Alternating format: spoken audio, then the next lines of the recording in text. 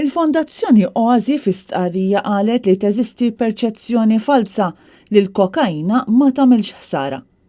Bħal alkoħol u l-kannabis, il-kokaina hija meqjusa bħala droga rikreazzjonali, iżda l-abbuż minn din it-tip ta' droga qed tiżdied u tul din is-sena mal-40% ta' dawk li fitxew għajnuna l-ewwel darba minn din il-fondazzjoni kien propju minħabba abbuż tal-kokaina u problemi marbuta mal-vizzju.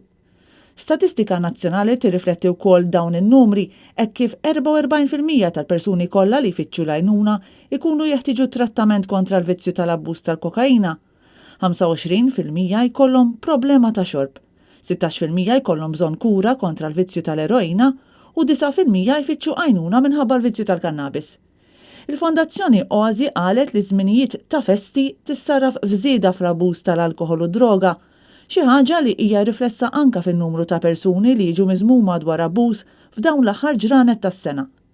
Fakret li l-użu ta' sustanzi fuq il-persuna iħalli impatt kemm mentali kif ukoll finanzjarju u qalet li s-severità tal-każi qiegħda dejjem tiżdied. Il-Fondazzjoni toffri terapija u trattamenti lil persuni vittmi ta' droga u vizzi oħra u l-familji tagħhom, kemm fuq bażi ta' komunità kif ukoll fuq bażi personali. U ma joffru wkoll informazzjoni dwar prevenzjoni.